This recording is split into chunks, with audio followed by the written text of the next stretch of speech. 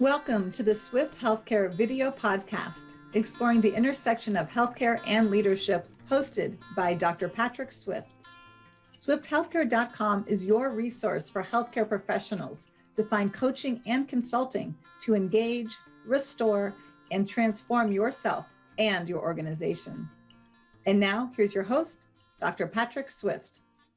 Welcome, folks, to another episode of the Swift Healthcare video podcast. I am delighted that you're here. Welcome to our listeners in Latin America and Eastern Europe and the United States and all over the planet, because I have an amazing guest. I'm so excited about Dr. Robert Pearl. Dr. Pearl, welcome to the show. Thank you, Patrick. It's an honor and a privilege to be here. Well, I'm delighted you're here. And folks, I want you to take a seat, get comfortable. You're about to experience a master class, and I could not ask for a better guest for a show that's looking at the intersection of healthcare and leadership. Pop the hood, look at the engine of healthcare, talk about it from a heart and head and understanding perspective, and someone who can see the big picture. Dr. Robert Pearl, I have this bio. I've got to read you a portion of this bio. Dr. Robert Pearl is listen to all this, the former CEO of the Permanente Medical Group, the nation's largest medical group, former president of the Mid-Atlantic Permanente Medical Group. In these roles, he led 10,000 physicians, 38,000 staff, healthcare professionals, responsible nationally recognized medical care, and 5 million Kaiser Permanente members. That's one. Two, one of the nation's modern healthcare's 50 most influential physician leaders. I know Robert's going to try to stop me, but hang on there. I want to share this with listeners. He's the author of Mistreated, Why We Think We're Getting Good Healthcare and Why We're Usually Wrong. Can you not resonate with that? His next book coming out, which I'm so excited about, Uncaring, How the Culture of Medicine Kills Doctors and Patients. Such a great title. He hosts multiple podcasts, Fixing Healthcare, Coronavirus, The Truth. We got to hear the truth about coronavirus. God. Publishes a newsletter with over 12,000 subscribers. If you're not subscribed, please subscribe. Monthly musings on American healthcare. He's a regular contributor to Forbes. The man is a dynamo, leading with heart. And let's start with the book, Uncaring, How the Culture of Medicine is Killing Doctors and Patients. At the top of the show, we're going to end on this, but at the top of the show, Robert, please just share with folks the book and how folks can get it and who it's helping. Listen to this, who it's helping. Thank you so much, Patrick. When I wrote the book, Mistreated, I was talking about the systemic problems, how healthcare is paid for, how healthcare is organized, how it's technologically or not technologically supported. And as I traveled around the country and I talked about and patients, it was clear to me there was something else missing. And I researched, trying to figure out what it was, and I wrote the book about what I believe it to be, which is the physician culture. And although I call it the physician culture, it's really the culture of all people who provide care. I just know the physician side, having been the head of the medical group, far better than I know all the other pieces, sure. But it equally applies. And for those of your viewers who do pre-order the book, they can go to my website, robertpearlmd.com, where they can find access to a lot of providers. All of the profits go to Doctors Without Borders, a 501c3 charity providing healthcare around the globe, as did the profits from Mistreated. And anyone who pre-orders the book will get some freebies, including a signed book plate, including a discussion guide, a bibliography of other books on the same topic, and a chance to pre-read the introductory chapter. And it will be delivered to your home on May 18th, the official pub date. Love it. I love it. I love it. And again, folks, the proceeds of this book are going for Doctors Without Borders, Medicine Sans Frontières. This is for good. And it encapsulates some wisdom and love and compassion and courage and joy that Dr. Pearl has composed in that book. So number one, thank you. And two, this episode, we're going to do this show in two segments. The book is titled Uncaring, How the Culture of Medicine is Killing Doctors and Patients. And being providers, we were talking, who are we going to focus on first? And we agreed, the patients. We're going to start with an episode on the patients. And so we're going to touch on the elements of the book But from the patient perspective, and part of this is a conversation about culture. And I want to start with your why you became a physician, because I know this influences your perspective on culture and your parent experience and how all this comes together. So where does this passion come from, Dr. Pearl? So as a naive 17-year-old, I headed off to college and I wanted to be a university professor. I wanted to teach philosophy. And my hero, who ultimately became the chairman at Reed College, he was brilliant, didn't get tenure because of his political views. And I decided I wanted to go into something that would have no politics. That would be medicine. Because we're Medicine with talking no about politics. life and death, Patrick. Yeah. How could there be politics? Oh, no, So I I went can't to imagine Yale how. Medical School, and then I went on to Stanford to become a heart surgeon. And guess what I found? What? The best physicians didn't always get the referrals. There was politics, who you knew, Yeah. the club you belonged to. And I almost dropped out of medicine. Yeah. Wow. Wow. And then I had the chance to go to Mexico on a volunteer trip and fix children with cleft lip and cleft palate. And I fell in love with that opportunity, the mission, and the purpose. And that's how I became what I do today, which is a reconstructive plastic surgeon.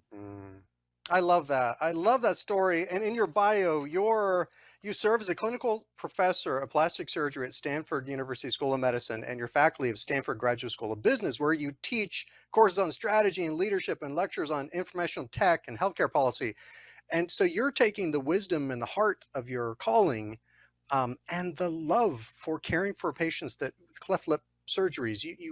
It's tangible how you can transform lives with medicine, and how you've brought that into the work you're doing here. So let's talk about patients and culture. And so, from that perspective of which that just made me laugh. It's didn't want to go into a career that involved politics, so you went medicine, and here we are. Oh my God, talk about politicized. Let's put the politics aside. If we put the heart of healthcare to this conversation and kick the politics to the curb, let's talk about the culture of medicine and how it's impacting patients. Culture represents beliefs, the values, the norms that we as clinicians learn in medical school, in residency, and we carry them with us throughout our entire career.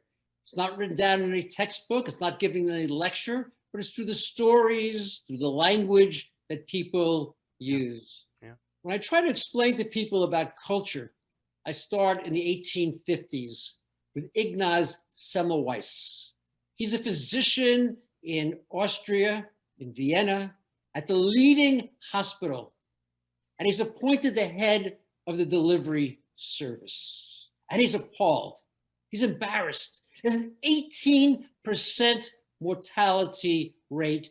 But what's really irksome is that the adjacent facility, one run by nurse midwives, has 2/3 lower mortality. Now, at the time, what patients died from was puerperal fever, overwhelming infection of the uterus that spread throughout the body, and the cause was felt to be miasmas, foul-smelling particles that wafted up from the streets below. But he said, why should my patients be dying 18% when the nurse midwives are dying 2/3 lower?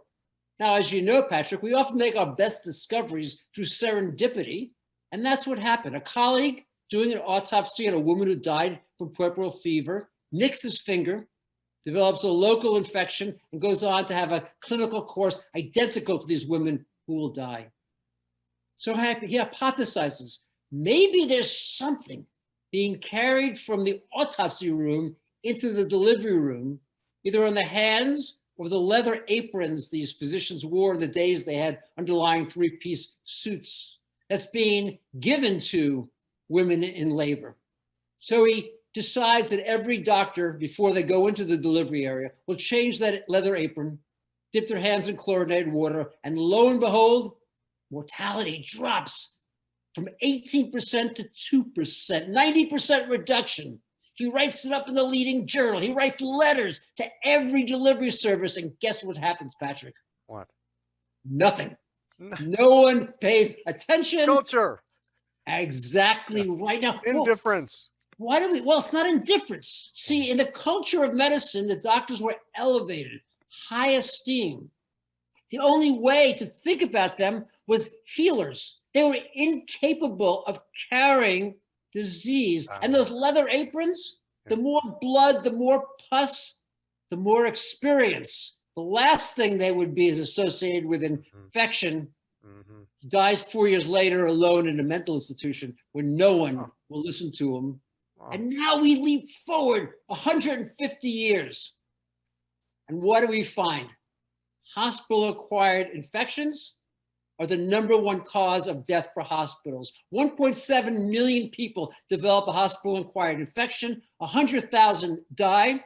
The bacterium is called Clostridium difficile. We know it gets carried on the hands of humans, doesn't go through the air. And if we have some researchers hiding in the corners, what do they see? 1 in 3 times today, doctors don't wash their hands. Something that's so true. To eliminate it drives me nuts. But I was why CEO of a don't they hospital do in it? which I was trying to have a conversation with one of my physician colleagues saying, I'm a PhD clinical neuropsychologist, not a physician, but talking to a physician saying, I'm not going to say the person's name, so I don't want to give a gender, but the person saying, I do. So there are individuals who say that they are doing the right thing because they want to believe they're doing the right thing. People don't choose evil for evil's sake. They mistake it for happiness. And when they're not doing the right thing, people want to believe they are doing the right thing. So it's to your point, they're still not doing it like they should. Well, We are not doing it like we should.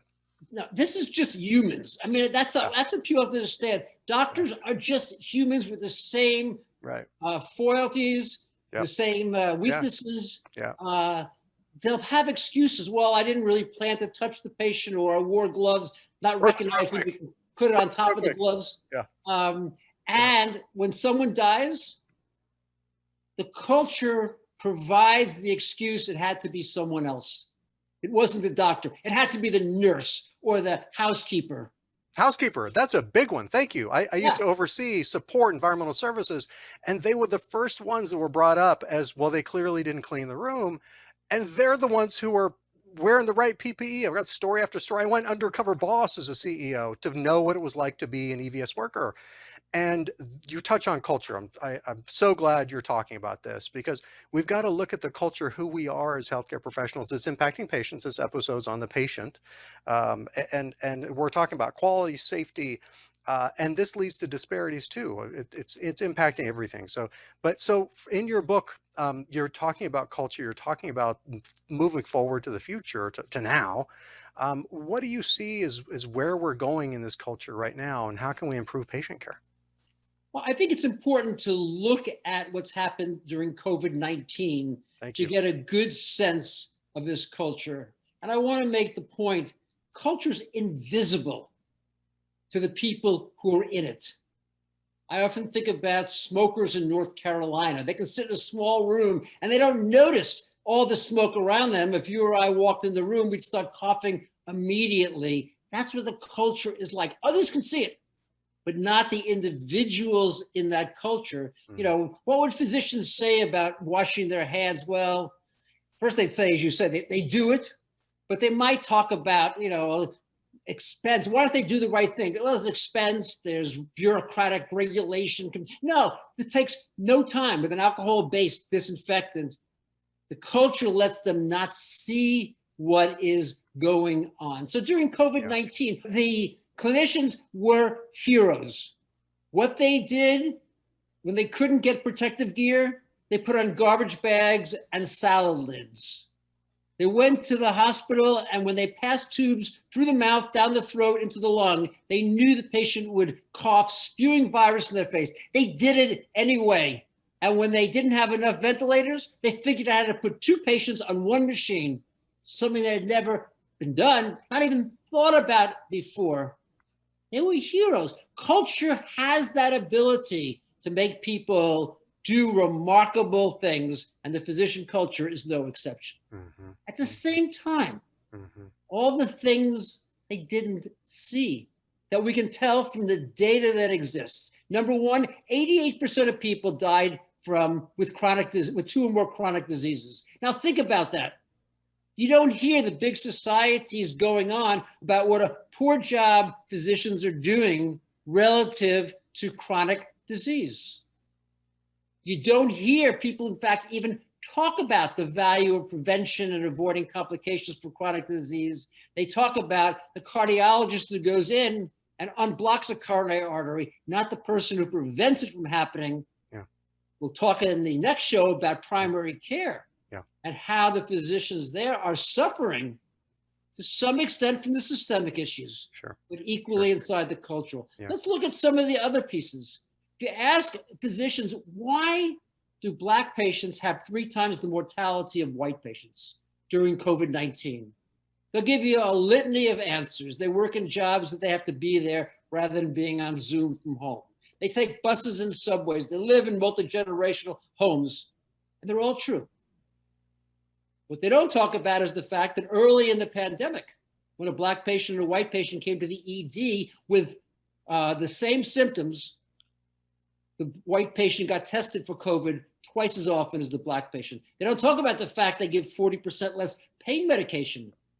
They don't talk about the fact that women in labor have 3 times the higher chances of dying if they're a Black patient, except when the attending physician is a Black physician. True. When you put these pieces together, what's going on there? This is the nature of culture. We see people inside our group differently than we see people outside our group. We think they are more worthy. We have greater empathy, sympathy. It's not that doctors want to harm anyone. This is not negative. This is just what culture does. But if you want to change that, you need to address the cultural issues. And that's why I wrote Uncaring, how the culture of medicine kills doctors and patients. Incredible. And when a colleague, whether you're a physician, healthcare professional, hearing the data you just said, knowing the data about disparity in pain management for women in labor and long bone breaks, all the disparities you're touching on, Dr. Pearl, there are colleagues of ours who will say, in the back of their head, they'll think to themselves, well, you're calling me racist. There are people, I'm a neuropsychologist. I know the process for some of our colleagues is that instead of hearing the message, basically, if you practice evidence-based medicine, the disparities go down. What's heard in the ego is, well, you're calling me racist. Somehow I'm giving different treatment. And it's like the Monty Python response. No, I'm not. So what do you say if there were a colleague sitting here with us now, and whether they said it or implied it, and they said, well, you're basically saying I'm racist in my care. How do you get around that in a dinner conversation with a colleague sitting next to us, having a glass of wine, talking about this data? How do you get around when someone gets defensive and says, well, you're calling me racist? As a neuropsychologist, I'm sure you're very familiar with the literature on what's called implicit bias. Yes.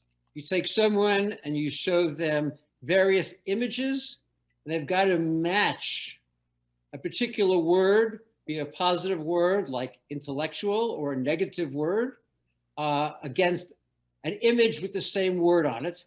And what you see is that white physicians will be much slower to put the positive label with the picture of a Black patient or a Black individual with that same word on his or her picture versus a white person with the exact same photos and everything else.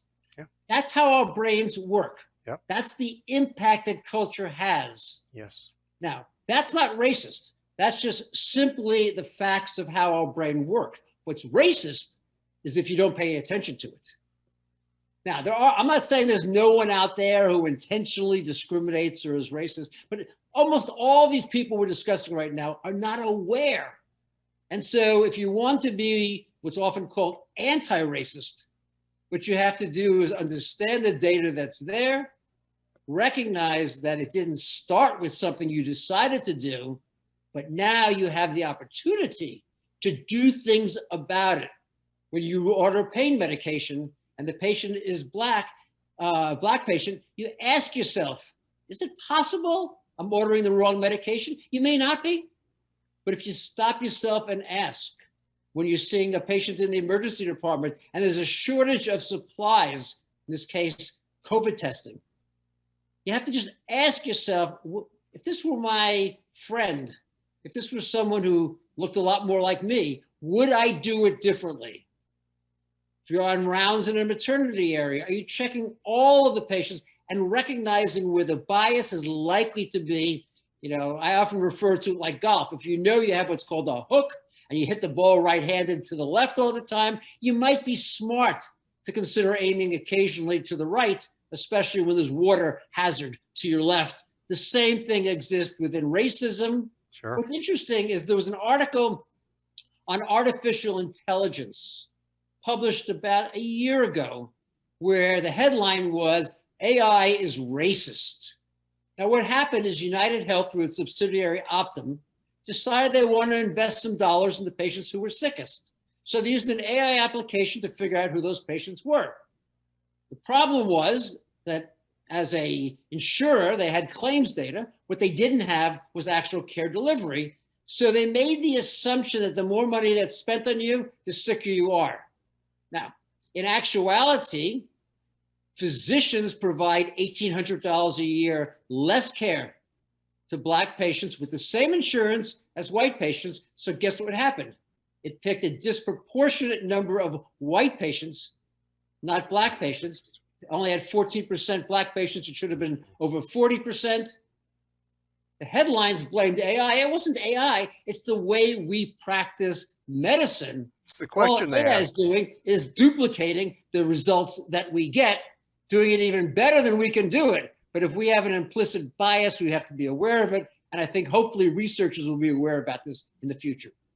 Incredible. Incredible. I love everything you said, and the notion of AI being described as being racist when we're just asking the wrong questions. And I love the analogy you gave about golf, and if you've got a hook to the left, you adjust your golf club, and then you will hit more straight. I think the parallel goes on to say, if you're rounding in the maternity ward, for example, pick your patient population, but when we take care of our patients, if we're more mindful that there are these biases, at least it'll help us adjust to be more in the center. And that is the opposite of perceiving it as being giving disproportionate extra effort, which also gets people defensive. Thinks, no, I'm not going to give extra effort to someone else. That's not what you're saying. You're saying just adjust your club so you can hit straight. How about you just get the right diagnosis for everybody, not just for some? So before I run out of time on this, I want to ask you, I know there's a chapter in your book, 9 questions patients should ask doctors.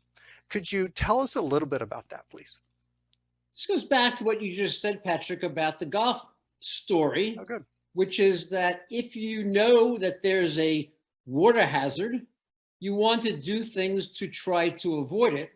If the culture of medicine, the physician culture, is one in which there's potential hazards, how do you minimize them? And again, I want to stress to the viewers, I could not be more positive about medicine, about the profession. I encourage everyone to try to be part of it, to have the ability to provide care, to go home at the end of the night knowing you saved a life.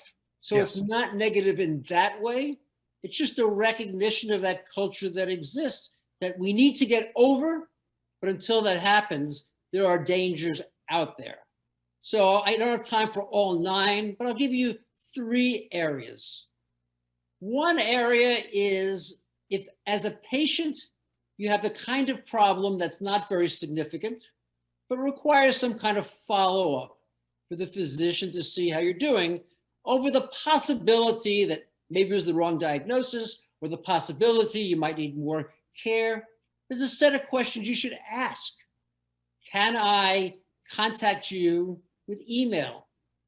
Can I send you a text message? We just speak over the phone? Can we have a video visit? How can I get care without having to miss another day of work or school? And if the answer is, I don't do any of those things, at least you're prepared for what's likely to happen in the follow-up period. If you need a procedure done, the questions to ask is, how many of these did you do last year? And how many did the most experienced person do in this community last year? And what's the worst complication you ever had? And how many of these procedures would you require someone to have done for you to let them operate on you or do whatever the intervention is going to be? Great question. And then you can figure out whether that experience that this person has is worth it. It's not necessarily a right and wrong answer. And then finally, for people who have advanced disease, heart failure, lung failure, they've been in the hospital a couple of times, or cancer that's recurred multiple times, you want to know, what are the other options that I have for care? You want to know, as my problem progresses, will you be able to keep my pain adequately managed?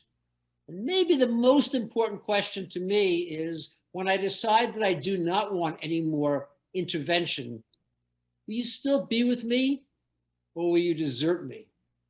And that, to me, I think, is what people want to know as they face a terminal illness and end-of-life set of decisions. Those are the kinds of questions. They're all put into the context of the physician culture, but people who want to understand what to ask doctors respectfully, but for the information they need to participate in the decision-making process, will find that chapter particularly relevant and helpful. Absolutely powerful questions, Dr. Pearl. I recall a dear colleague of mine who I was interviewing for another episode, and she's currently battling ovarian cancer, a silent killer, and she was with a urologist who was not doing the testing and the assessment necessary to get to the bottom of it to help. And when she shared there was some abdominal pain, some GI symptoms, he turned to her and said, well, I guess I'm off the hook. And it's the antithesis about what you described. This episode coming up was with Diane Powis. When this episode comes out, we'll see which comes out first. But in Diane's show, she speaks about the urologist saying, well, I guess I'm off the hook. Your question, the third question you touched on there, if there's no longer care required, will you abandon me? You're touching on, are you still caring for me? You're not asking, are you going to continue to treat me gratis and forever be my best friend? No, you're talking about, really, the question is, do you respect me enough to keep a relationship? If I need care, if I just need you to care, is there a connection there, right? Is that where you're going? In the culture of medicine, as physicians, death is not something we're used to, but something we don't really like. We see it as our own failure. Oh, sure. We feel powerless. We worry that how people are going to view us as a failure. Of course, that's not the reality. No. That is the culture. 100% of us die. I can't necessarily cure you. In fact, I probably can't. But I'll be there for you, and I'll make sure you're comfortable, and I'll make sure you have the information you need, and I'll help you find the resources. And again, people will point to the systemic issues. Well, that kind of conversation is not reimbursed, and that conversation is not adequately funded. But it's why we chose medicine in the first place. Yeah. When we get to the episode around physicians, I think not doing that creates the loss of mission and purpose and harms doctors as much as it harms patients. And your book is titled Uncaring: How the Culture of Medicine is Killing Doctors and Patients. And for listeners, viewers, where can people get a copy of that, Dr. Pearl? The easiest thing to do is to go to my website, robertpearlmd.com, because there they'll have a choice of 9 different providers, including Amazon and Porchlight and Barnes & Noble. They can pick who they want to have the purchase go through. And they also can get, if they pre-order, all the freebies that are available, and they can check out other pieces of information. I'll be writing an article next week about the impact that the COVID-19 pandemic has had on physicians, particularly critical care physicians and infectious disease individuals, because I think they're going to have post-traumatic stress disorder, and it's going to be a crisis in medicine if we don't act now and provide the mental health and psychological support that they need and deserve. There is that crisis. As a practicing psychologist, I'm caring for healthcare professionals struggling with that burnout. And as an executive coach, I'm supporting executives struggling with that. Dr. Pearl, you hit the nail on the head. That crisis is occurring as we speak. And I'm just so grateful that you've worked on this book. It's the culmination of the love and passion and care that you bring to medicine and our culture. So I want to thank you for being on this show, on the Swift Healthcare podcast. And I want to encourage folks to tune in for our next episode, which will be touching on Uncaring, how the culture of medicine killing doctors and patients. As we discuss in the next episode, we'll be focusing on our providers, our doctors and the providers in healthcare. So Dr. Pearl, thank you so much for being on the show. Thank you, Patrick. I'll look forward to the next episode next week. Thank you for listening. Please subscribe, rate, or leave a review about the show on your favorite platform, and learn how to support the podcast as a patron at swifthealthcare.com, where you can also find the show notes and all of our episodes. Thanks for joining us.